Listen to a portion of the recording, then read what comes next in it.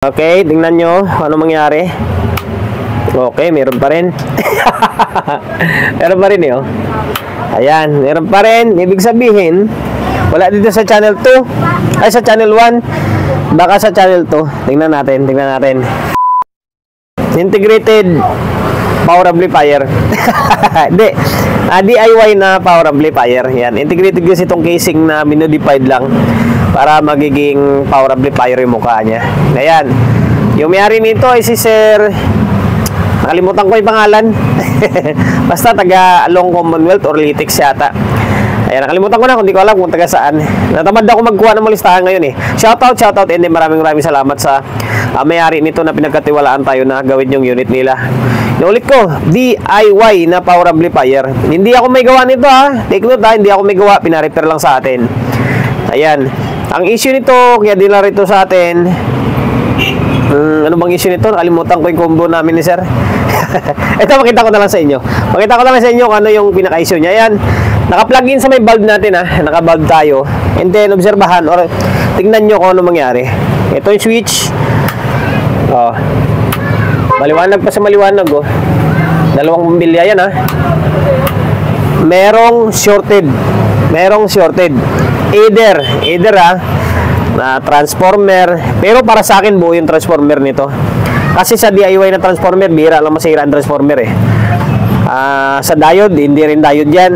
At isa sa tinitingnan ko ay mari dito sa may output niya, may sira na transistor or dito sa may drive. Yan, ito yung driver niya. Ito yung output niya. Dalawa lang yan, drive or output. Either channel 2 or channel 1. Ayan. Ito yung mission natin for today's video. Ano kaya ito? Sa totoo lang guys, ayaw ko na sana tumanggap ng mga DIY na nagawa ng iba. Kasi sa totoo lang, mas maigi pa mag-repair ako ng brand new kaysa ganito. Matrabaho. Yung brand new, yung sakit, hatakin mo lang. Ito, mano-mano hinang ito. Hinang-hinang ito, kaya mas matrabaho siya. Kunting dikit pa, lagapak. Kunting dikit, lagapak. Hindi katulad sa disakit, mas madali. Ayan, tapos yung iba magreklamo, mahal daw yung singil natin. Nakatatlong power amp na ako na brand new sa integrated, baka mamaya hindi ka pa nakabuo niyan. Ayan, by the way, balik tayo rito. Yun nga, ang first move na gagawin natin, try natin, magpaisa-isa tayo. Pwedeng tanggalan natin ng supply itong channel 1 or itong channel 2. Okay, tanggalan ko muna ng supply ito. Katingin ko muna yung supply dito. Yung galing dito sa may supply natin, kakatingin natin papunta rito para malaman natin kung saan side yung may sira. Okay, stay tuned lang kayo. Magpuputol lang tayo ng linya. Pinutol ko na. Literal na putol oh. Bahala. Ay, ito guys take note pag nag-repair kayo ng DIY, kung maaari tandaan nyo, picturean nyo or magtagging kayo kung minsan pares-pares yung kulay. Yung negative, positive, pares-pares yung kulay. Wala isang color coding, kaya magtanda kayo. Mahirap na. And then sa ilalim naman, sa naman dito, sa 60 naman ito, ayan o, yung pula, pinutol ko yan. Ayan, pinutol natin, malamang positive yan. Tapos ito, negative itong parang itim na may puti. Tapos dito, itong gitna na itim, malamang ground to. Tapos itong isa, yung parang puti, kasi papunta siya dito sa may relay, ito out to, malamang out ito. Okay, sana tama tayo. Channel 1 muna pinutol natin ha.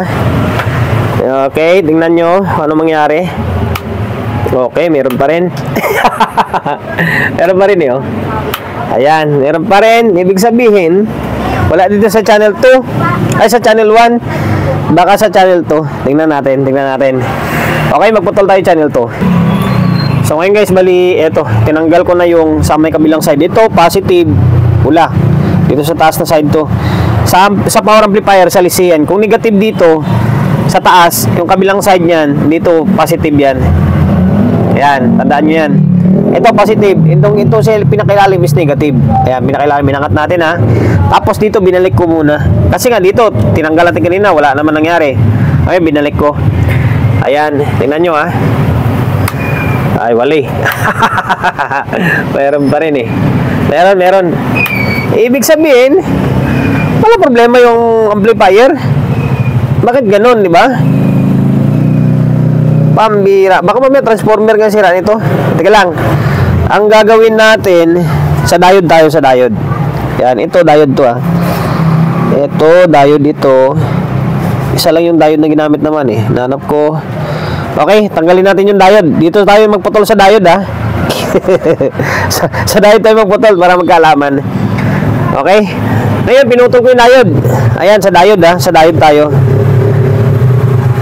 Ayan, sa diode Ayan. Tinanggal na natin na diode. Pula, tsaka asul lang ginamit. Nakatanggal dito. Dito binalik ko. Kung may problema yung diode, ay dapat mali. O sige, bala na. Paisa-isa muna tayo. Kung mahaba yung video natin, iputulin na lang natin. May part 2 na lang. Ayan, tingnan nyo. Okay, meron pa rin. Hindi maganda. Yan natin, tinanggalan natin na out naman yan, papunta dito sa may capacitor. Out yan, papuntang capacitor. Ngayon, tanggalin natin sa AC naman tayo. Yung AC line naman yung putulin natin. Dito naman, para malaman natin kung may problema yung transformer. So, ayan, massacre na ito. Putol. Ayun, putol na ito Putol na sa diode natin kung may problema pa. Kung sira yung diode, pag mawala yung ilaw niyan, it means sira yung diode natin. Tingnan natin. May ilaw pa rin. Patay tayo dyan. Ang problema nasa transformer. Hindi natin alam kung yung transformer nito ganun talaga, maliwanag talaga yung ilaw niya.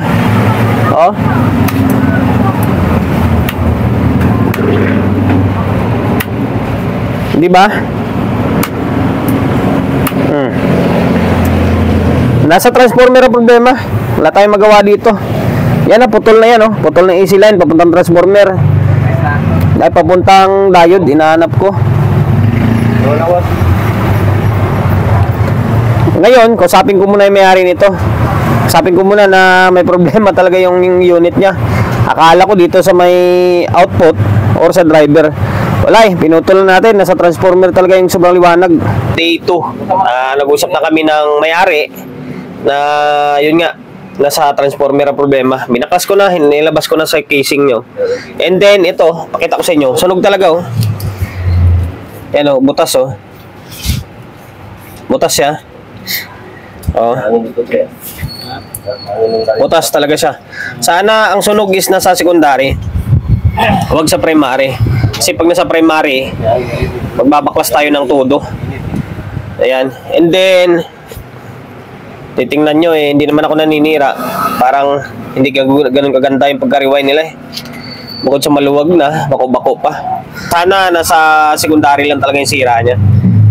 Yan tagos yung tagos yung sunog niya sa may cotton tape. Okay, stay tuned na lang kayo. Trabahong tamad si Suligi. Hindi natin babaklasin to. Bali, dudukot na lang tayo rito. Ito, nag-apply na ako ng varnish Yan, para yung mga nabalatan. And then, ayun, mga nabalatan, hindi na magkakaskasan. Nag-apply na ako ng varnish. Itong varnish gamit ko. Yan. Bali, ang gagawin natin, naputol tayo rito. Ngayon, hindi na abot to. Hindi na siya abot. Dugtong na lang tayo. Bali, isang ikot pa. Ayan. Ito guys, lang to sa mga may idea na mag-repair or gumawa ng transformer. Kasi pag hindi nyo kabisado to, maaaring madisgrasya yung unit nyo. And then make sure na mayroon kayong bulb talaga. Para in case na magkabaliktad man or magka-short man yung kabit nyo, ay walang mangyari na delikado. Kasi ilaw lang yung bulb natin. Ngayon, ito yung dugtong natin. Ito, nagdugtong na ako. Ngayon, hanapin na lang natin kung saan yung magkapares dyan. Tapos, ikot natin to ng isang ikot para sa pull siya dito. Okay? Ngayon, ikot ko muna to tapos dugtong. Hanapin ko kung saan yung kapares niya. Tapos, mag-apply ulit tayo ng varnish. Ayan, para sure ball siya. And then, buhusan na natin siguro ng varnish to paikot. Ito na ginawa natin, dugtong lang. Kung nakita nyo yung proseso sa ginawa ko sa may turbulence, ganito rin yung proseso na ginawa natin. Dugtong lang tayo. Yan, inuulit ko guys diskarte ko ito.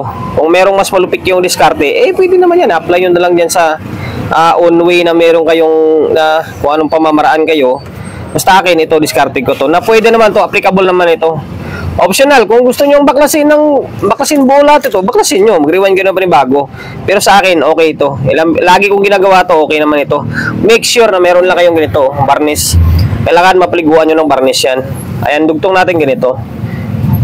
Huwag kayong, pag mag-tester kayo, huwag kayo na yung pag tinister mo end to end, may palo. Ibig sabihin, sa lubong yun, hindi pwede yun. Kailangan, yung walang palo, hindi yung may palo, yun yung magkakapares.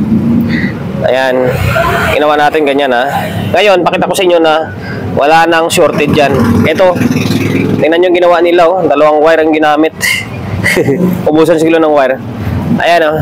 Kung kanina, umiilaw yung bulb natin, ngayon, yan nyo, wala na, diba? Oh, wala na. Working na yan. So, wala na. Yung ito, nalagyan natin ng shrinkable tube, pero dudublihan ko pa rin yan. Lagyan ko ng sealant na itim yan. Ayan, tapos, bago balutin, buhusan kulit ng varnish. Ngayon, magsukat tayo ng voltahe. Yung maliliit na voltahe, yung ito tinanggal natin, 18 yata yan. Ay, ibabalik ko pa yun mamaya. Bago natin balik, balutin muna natin. So ngayon, magsukat na muna ako.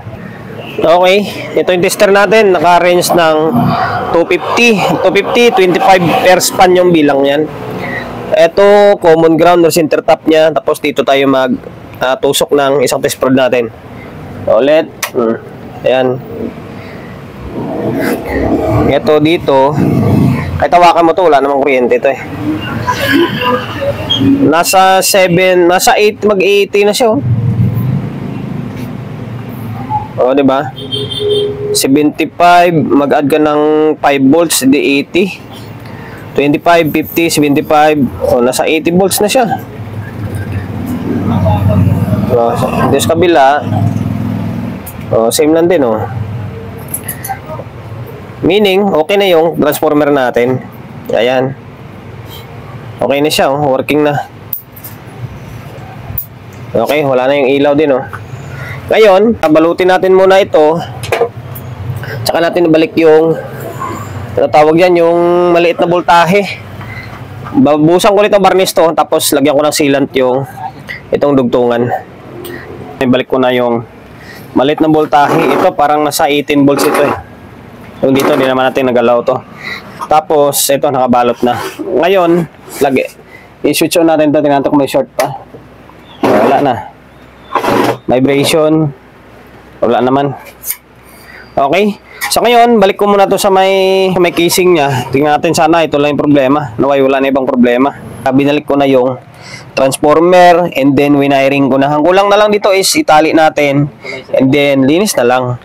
Huwag natin sama yan sa video kung paano natin linisan kasi habal yung oras natin. Yung mga pinutol natin kahapon, binalik natin. Although binalik ko yung nandito, yung ito binalik ko na ito. Tapos dito sa may diode, yan, binalik na natin. Okay, yung mga wiring. O, ayan na. Para wala lang nangyari. Diba? Medyo maluwag kasi yung pagkatali nila. Ngayon, buksan natin. Ayan na. Bahala ka dyan. Yan, magatik mo rin eh. Yung normal siya oh. Diba? Indicator niya is ito sa may switch lang. May ilaw. Tapos itong dalawa na para sa signal ito. Okay. Naging normal siya. Lagay tayo ng audio. Tingin ko okay naman yung amplifier nito. And then ito, naglagay na ako ng speaker and then audio source. Pick on yung gamit niya rin oh. Okay. Tapos, cellphone natin na isa yung para sa may input natin. Wala lang siyang buffer. Diretso siya. Meron na pala ito. Okay. Sorry. Kahit wala ng audio buffer dito, meron na ito. Kasi standard ang gamit dito. May minute ba? Hindi naman. Lakas ng pan niya. Naka 24 volts na 0.46 ampere. Parang 220. Ulit ko pala kanina, naka-stunner ito, meron na siyang input buffer na built-in. Okay, naka-play yung cellphone natin. Ayan may audio. Yun lang tumirik talaga yung transformer. Channel 1. May problema yung control. Wala yung audio natin. O yan. Meron siya audio. Kaso may problema yung control. Channel 1. Working lahat kaso ang control may problema. Okay. Para hindi mababa yung oras natin, Off natin to. Palitan mo natin yung control. Padiretso tayo. Binaklas and then pinalitan ko na yung control. Control na nakakabit dito is ordinary lang. 50K. Ito yung kanila oh. 50K to. 50K na mono. Ayaw mag-focus ng camera ko na. Ayun, 50K na mono. Ito, haba pa ng shafting. Ngayon, ito yung pinalit natin. Bago ito 50K din naman to. Ayaw mag-focus. Ayan, bago. Wala pang bayad mancha. Okay, babalik ko lang ito. Tapos, diretso ulit tayo para matapos ang vlog natin. Naibalik ko na yung control. Ayan, medyo gumanda pa kasi nabaon na yung knob kanina. Nakaangat ito eh. Ayun, nakabaon na siya sa loob kasi umiksi yung shafting. Okay, ulit tayo. Okay. Excited. Ayan.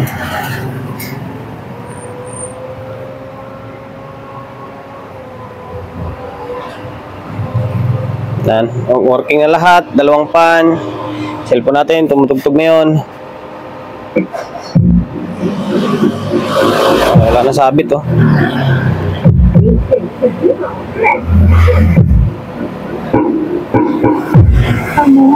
Okay na, working na. Lakas. Lakas.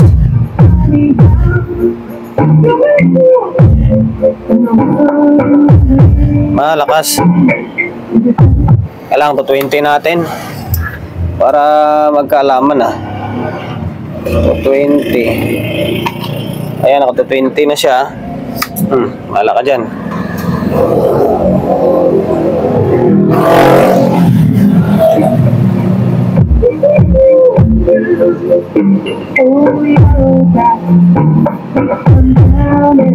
Lakas din.